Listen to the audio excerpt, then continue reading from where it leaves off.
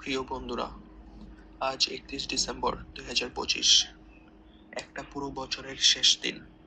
ঘড়ির কাঁটা 12টার দিকে এগিয়ে যাচ্ছে, আর একটা বছর চিরকালের জন্য বিদায় নিতে চলেছে।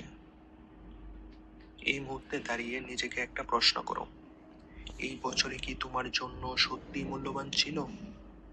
তুমি কি এমন কিছু করেছো যা তোমার হৃদয়ে গর্বিত করে, নাকি শুধু দিনগুলো কেটে যাচ্ছে আর তুমি শুধু বেঁচে ছিলে? 2025 সাল আমাদের অনেক কিছু শিখিয়েছে। কারো জীবনে এসেছে নতুন সুযোগ, কারো জীবনে এসেছে কষ্ট। কেউ স্বপ্ন পূরণ করেছে, কেউ স্বপ্ন দেখতে শিখেছে। কিন্তু এগিয়ে গেছে যারা, তারা একটা জিনিস কমন ছিল, তারা হাল ছাড়েনি। আজ রাতে আতশবাজি ফুটবে, সবাই নতুন বছরের শুভেচ্ছা জানাবে। কিন্তু সত্যিকারের নতুন শুরু হয় না ক্যালেন্ডার বদলানোর সাথে, শুরু হয় মন বদলানোর মাধ্যমে।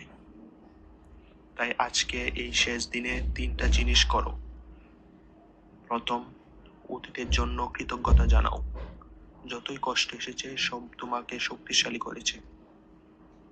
দ্বিতীয়, নিজেকে ক্ষমা করো।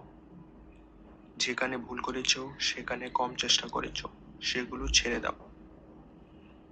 তৃতীয়, 2026-এর জন্য একটা স্পষ্ট স্বপ্ন দেখো। নতুন করে বলো, নতুন বছরের ভালো কিছু হবে।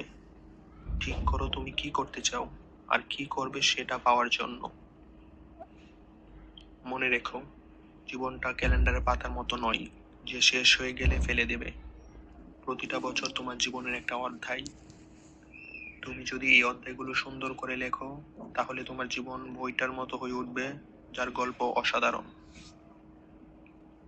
আজকে এই শেষ সাথে প্রতিজ্ঞা করো, 2026 হবে তোমার জীবনের সবচেয়ে ভালো বছরগুলোর একটা। না ভাগ্যের জন্য অপেক্ষা করে নয়, বরং নিজের চেষ্টায় গড়ে তুলে। 2025-কে বিদায় জানাই কৃতজ্ঞতার সাথে, আর 2026-কে স্বাগত জানাই আশা ও সাহস নিয়ে। হ্যাপি নিউ ইয়ার বন্ধুরা, তোমার জীবন হোক আলোয় ভরা।